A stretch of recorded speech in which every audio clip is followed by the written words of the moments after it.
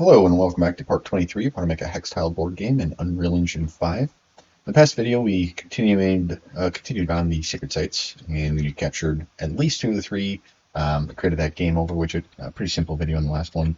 This one I want to continue on with our kind of capturing, tile management type of stuff, which will enable us to get into the economy. And so what I want to do in this one is focus on the farms and mines. We can capture those today, but they're not doing anything. That's not showing up anymore. So the first thing I want to do, we have this player card, and right now we're showing the sacred sites in gold. Um, but what I want to add in is our farms and mines. So we're going to start first actually with our S player info. I'm going to add 2 more variables in here. Both will be of integers. So I already have owned sites. I'm going to call this owned mines. The other one will be owned farms. Good. And I'm going to come back to the player card. Whoops. I kind of want to rethink how I'm doing this. I think this is maybe fine. It's a horizontal box. I'm just trying to think, right? I want to get this new information in here. And I think that might be better served as vert box. So I'm going to wrap this horizontal box with a vert box. And I'm going to grab another horizontal box and put that here. We'll leave this top one as auto. We'll make this one a fill. And in here, I'm going to do a size box, border, text, and I'm actually going to do one other thing too. I'm going to wrap this size box in a horizontal box and put this text under it. And then I'm going to copy, paste this, and both of these texts, we'll make these really small, maybe 12. Okay. And this will make sense, I think. I'm going to make this a little bit better. Let's see. We'll make this 25 by 25 and give it alignment in the middle. And actually, instead of border, right click on both of these and delete it. We're going to do images. Basically, what I want to do at some point is have like a little image of a farm of a mine, and that'll go in here. And then both of these texts, I'm going to make these align like that. Both of these texts will say something like, it'll be like 2 or 1 or however many you have, and then you'll have the icon next to it. And I might actually pull this variable, our number of sacred sites. Yeah, I'm going to do that. I'm going to bring that down into, actually, I'm going to leave it for now, and I'm just going to create another one of these. And instead of this text, we'll grab this. Put that in the middle. Okay, and then 14. Let's make all of these just size 12. And I'm going to move this horizontal box to the front. So sacred sites first, and then we'll go farms or mines, which we'll only decide. I'm going to grab all these kind of sub horizontal boxes, and let's do fill. Yeah, something like that. So hopefully that made sense, and you can kind of see what I'm going for. This one, I'm going to do something similar here too. First, we don't need this vertical box anymore, so I'm going to replace this with the child.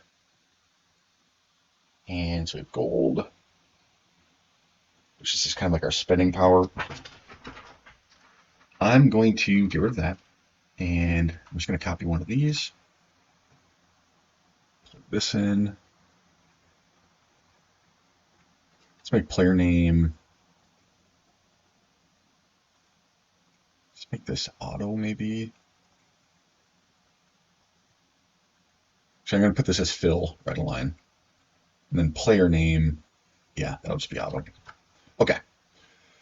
So, yeah, hopefully that makes sense. I think, we'll come back to this at some point for colors, but I'm just going to give them some generic, something just to help us distinguish this a little bit. Maybe the mine will be like a purple. So yellow for gold, purple for sacred sites, green for farms, and then orange for mines. We'll just do for now. But eventually, I think it'll be look cool if we can put some little images in there. Just something simple, but I think that'll give this a little bit more character. So let's go into our graph then quick. And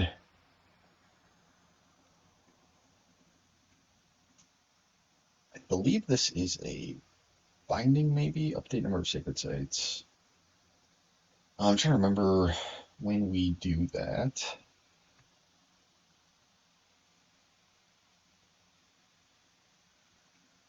we must be running it to our HUD. Oh yeah, okay, so update player card. What's this function called? Update number of sacred sites.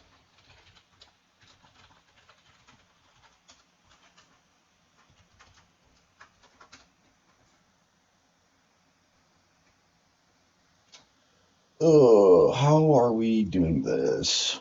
One sec. Okay, I found it. It's in our player controller, right, we have update player card. Add player card. This creates the player card, and I should mention the way we have the setup now is before we add the player card, we're actually deleting the old ones and then adding the new. Is how we're doing that. And this creates, and then we run the event here, update number of sacred sites. So what we can do then is just add on more logic. So let's come back to our player card and add a couple more functions here. First, this will be update number of farms, and then update number of mines. And yeah, so that should be pretty simple. So define the farms. Let's have an input, which is an integer number of farms. And this number of update our mines. Let's have another input integer number of mines. And for both of these, yeah, we'll just make new variables. Let's call this number of farms. Make this a text. And the number of mines, also a text. Set this here and convert.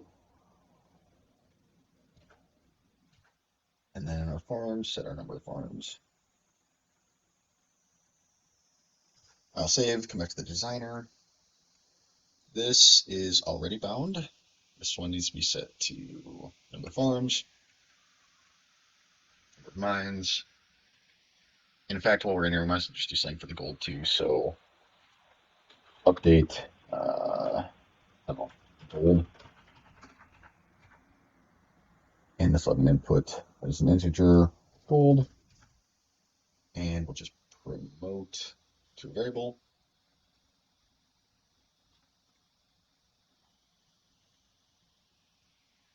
Plug that in there. Boom. Perfect. And come back then to the HUD widget. And then we just need to start plugging these in. So let's get this a little bit cleaner.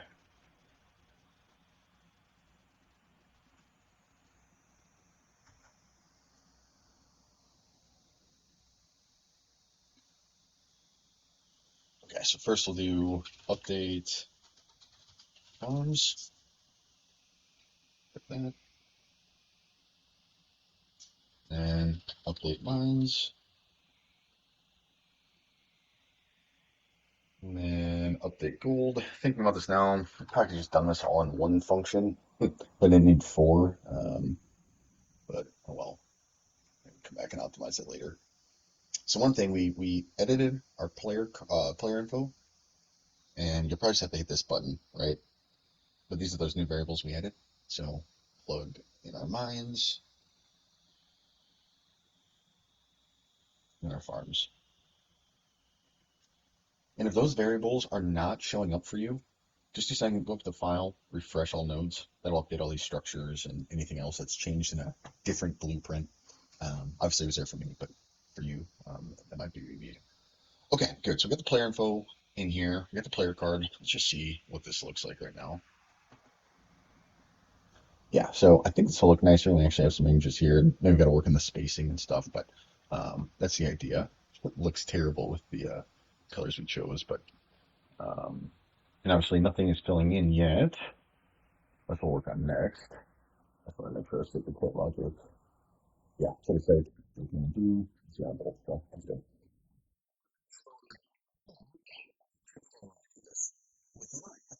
So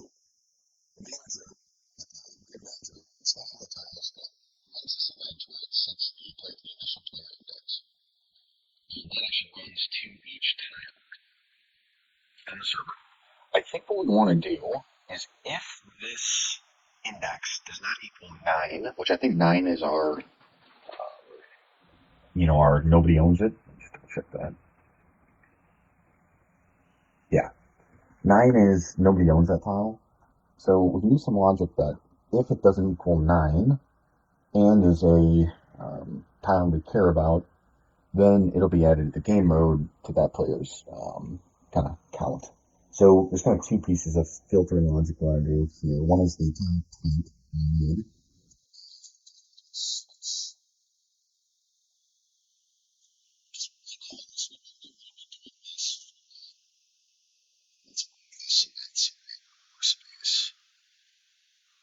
Spicy. You don't want to be doing this for our mines and farms right now. So that'll be first, and our next piece of logic will be our owning player index. If this is greater than, so we have 0 and 1 are player 1 and 2, 0 and 1. 2 and 3 would be players 3 and 4. So I want this logic to be set up with that in mind, that we want this to be a 4-player game too. So we should do, if it's greater than, actually instead of greater than, let's just do, watch. Let's do less than, this one should be better. It's less than 9. Branch, and connect this. We could also do it not equal to 9, but I think this is okay. Farm and mine. Okay. Okay, and now since we have this set up, if this tile does belong to a player, we're going to do some pretty similar logic we did in the PC turn-based, where we have add owned site, which in this case coming from our game mode, but this can come from the server side of the tile to the PC turn-based. I think will work fine. So go into your player controller. You can actually just duplicate this owned sacred sites. Control D, I think. Yeah, there we go. And instead of owned sacred sites, we do owned farms. And again, owned mines. And by default, these will be blank. And move these up. And I'm going to create a couple. Yeah, I want the set. Okay, yeah, so I'm going to create a couple events. So first will be a custom event, add owned mine. And this will need to run on the server, be reliable. And one thing we should check too in our variables is these should be replicated, the owned farms and the owned mines, which they are. I make another event, custom event, and this will be remove owned mine. And again, run on server, reliable. And both of these should have an input output and, or not output, just inputs of BP HexTile type. And let's call this tile. I'll add up this one too. Tile. Okay. And so then the logic on these will just simply be, we're removing one like player 2 captures player 1's, right? You're going to remove it from that player, add it to this player. So we'll do that first. Let's grab our mine array, our own mines array. And come off and do remove item. Boom, boom. And then because this is running on the server and it is replicated, it'll go down the client side. And then on the add, grab again, and the add, I'm going to do add unique. Just make sure, if we have this running twice, for the same tile, it doesn't add it in accidentally. So this should take care of it. Just adding it unique. Okay. And after both of these, we're going to do some similar stuff that we did with the sacred sites, where we're setting this in our player info. So I'm just going to grab this, copy it down here. We call this set number of sacred sites. Okay, so I'm just going to make a custom event, set number of mines. Again, have that run on server and reliable. And we'll grab our owned mines array, get the length. And in our members, it's uncheck sites, check mines, and pass this through.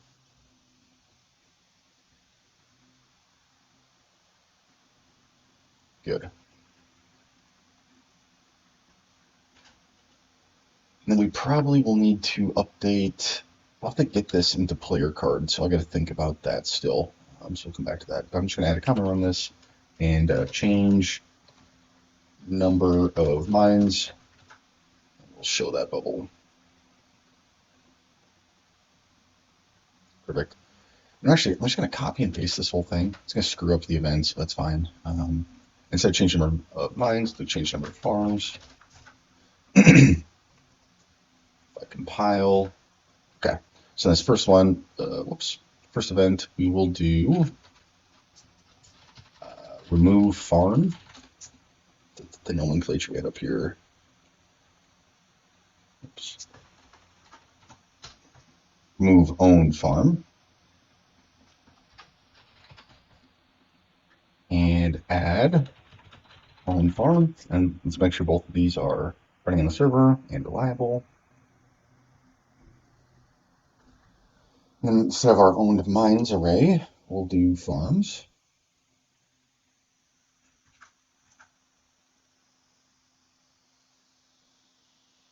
In this event, we'll call set number of farms. Run on server reliable. And grab the farms variable, plug that in. Good. And instead of owned mines, switch this pin to owned farms. Okay. Is this on server? Yeah.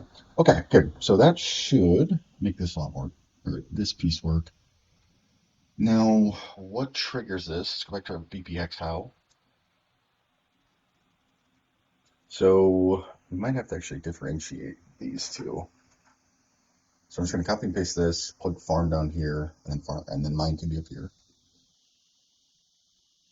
So now we're going to run this event from our tile to the player controller. This is how I'm thinking about this, but maybe we want this a different way. Let me think on this.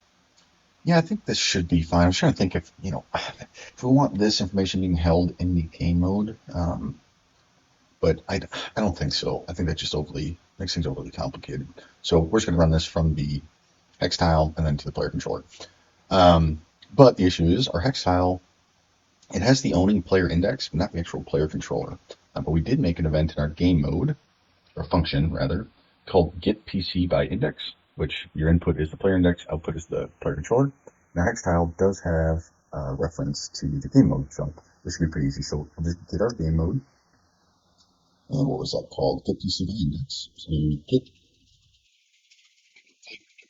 by index. So what we'll pass through is the owning player index. I'll look it back as the PC, and so coming off this mine string here, we will do add mine, add owned mine. Keep this up, and this will come off the true. So if the tile type is a mine and the owning player index is less than 9, thus it is owned by a player, then we will pass or run this event to add that mine, and the tile get a reference to self. Pass that through. And we can copy all of this, paste it down here. And then off the farm side,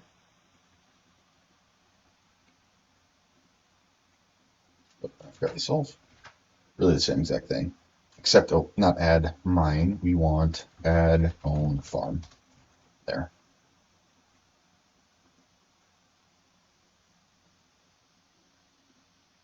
Pass that through. Okay, so that will add the mine and the farm to both players. And then just to check this for now, I'm trying to remember, do we start with either a farm or a mine? No. So we got to figure out a way of getting this into the player card. I did the logic this way, even though in our current setup we don't have players starting with a farm or mine, but You may in years, and so this will check that right away. So if you did have a unit spawning here or here, it'll check that and update that right away. Just why I did it this way. Before we start working the logic, though, I want to clean up this creepy HexTile. Right, we don't have any comments. It's just kind of a mess. So the first thing I'm going to do is just select all of this. Press C, and I'm just going to call this starting settings.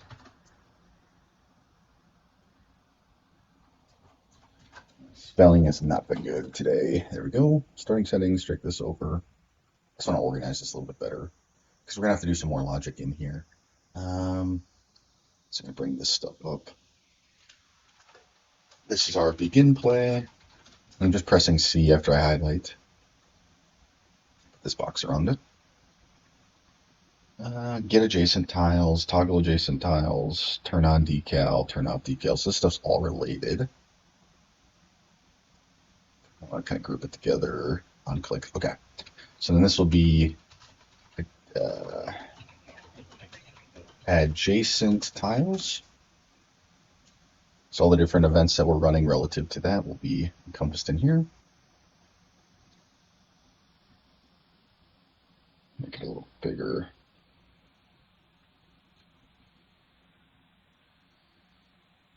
Man, there we go. Okay.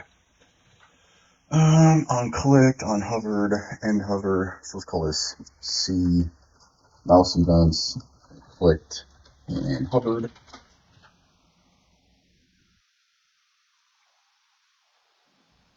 Good.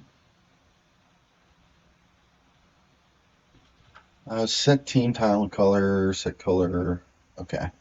Let's call this color and outline. Remove unit casualty server toggle routing. Okay, so we'll just call this casualties and routing. Put both those together. And then this will be set initial owner.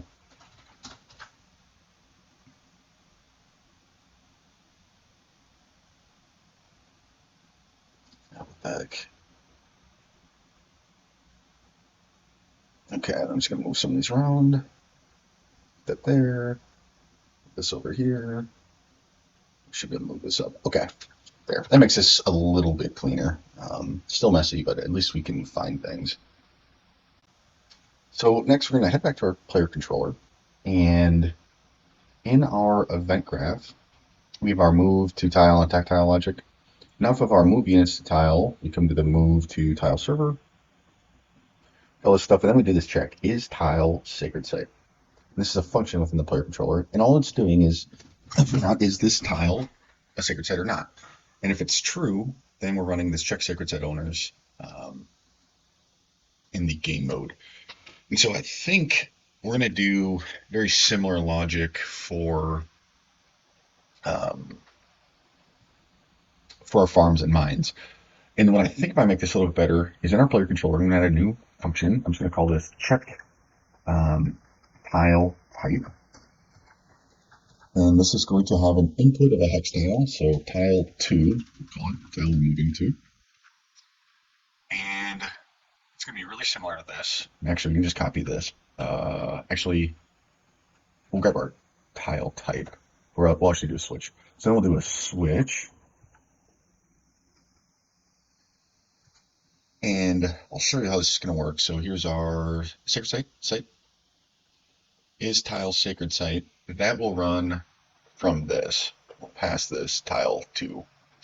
So I'm basically going to replace where we have this is tile sacred site with this event.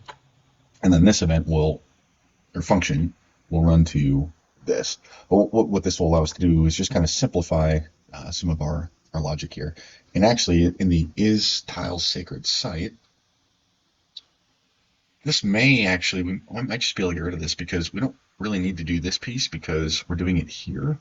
So the only thing we actually need is this. So I'm actually just going to cut this, paste it over here, and we can just kill this event or function, the old one, entirely. So yeah, this will actually be better, I think. So go back into your event graph, and instead of this is tile sacred site, get rid of this and replace it with check tile type. Boom, boom. And this will do that check for us. Let me see if I can just delete this now. Yeah, we can. And let's just double check this works.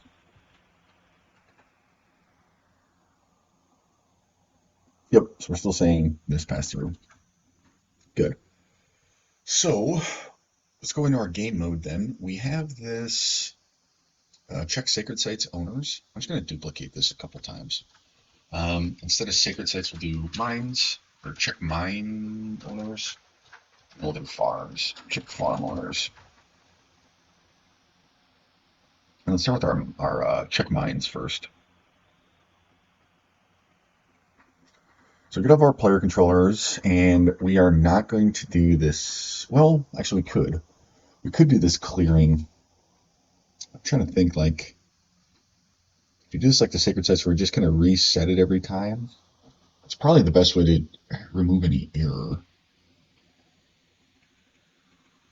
I think.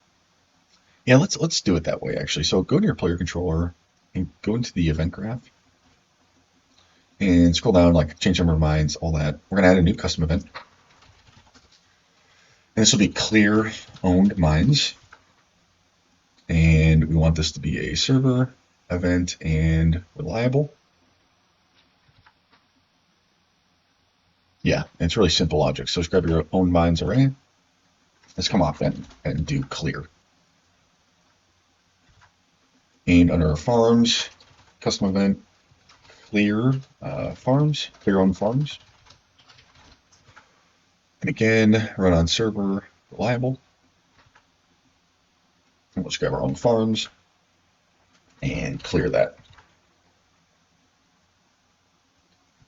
Okay, back to the game mode. So in our check mine owner, instead of clear owned sites, we're going to do clear owned mines. We're going to loop through all of our, instead of tile sites, we have our tile mines, which we're populating these from the BP tile grid manager at the start of the game. So check all of the mines, and then we'll check if their player index is less than 9, which makes sense. If that's true, we'll get the player index and run that to, instead of add owned site, we want to do add owned mine. And true, and then this is the tile. Okay, so it'll add the mine, and then the set number of sites. This is actually setting this here. Yeah, okay, so then we have set number of mines. So instead of set number of sites, set number mines. Boom. Then we have our update player card logic. Clear the player cards, add player cards, and then we're passing through our player info. And I think we've already set up all of this logic. Okay, so this is nice. So you can kind of see how we're using, established logic to kind of scale up what we're doing, which makes things really efficient. So that should work. Let's go over to our farms now. Check on farms, or farms owned. So instead of clear farms, we're going to do, or instead of clear sites, we're going to do clear owned farms. Okay. And instead of add owned site, add owned farm. Good. And so set number of sites, set number of farms.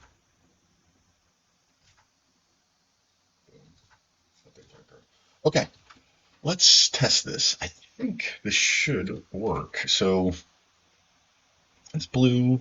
Come in, we take a mine or a farm. Okay, nothing happened. Same with the mine. Oh, I know why nothing happened. Go back to your player controller. Check tile type. So in our event graph, right, we have our move logic. When we move to a tile, we check the tile type. We're not running any logic off this. So let's grab our game mode, and we will do check mine owners. Connect that. Now we'll do our check farm owners.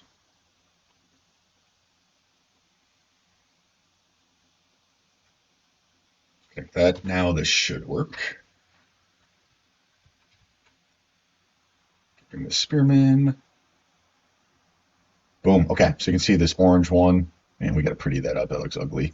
Ooh, it didn't look like the farm worked though. Let me just check the client.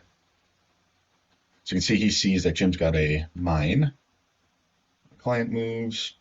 He's got a mine, and we do see that on the server side as well. Let's see if his farm works. No. Okay, so we got something screwed up with farms. We got to clear own farms. Remove, add unique. Select. There's got to be something simple we're missing here. All right, let me debug this. Found it right here. Check on farms. This loop here, we're looping this off of tile sites. We need tile farms. Boom. Now let's test this. Grab this footman. Boom. So see on the server, let's grab our client. You can see Jim has a farm. He comes over, he's got it. Check back in the server. Server sees it too. So good. Well, I think that's a good place to stop here. We've got that logic working. I think what I'm going to do in the next video is pretty this up because even though this is for demonstration purposes, it's an absolute eyesore. So we'll do something here just to make this look a little bit better, and we'll carry forth. But yeah, I think we're getting close now to starting to get into the economy part of this a little bit, and then we'll get into round mechanics, and then get into the actual infrastructure of multiplayer, which that part's going to be painful to go through.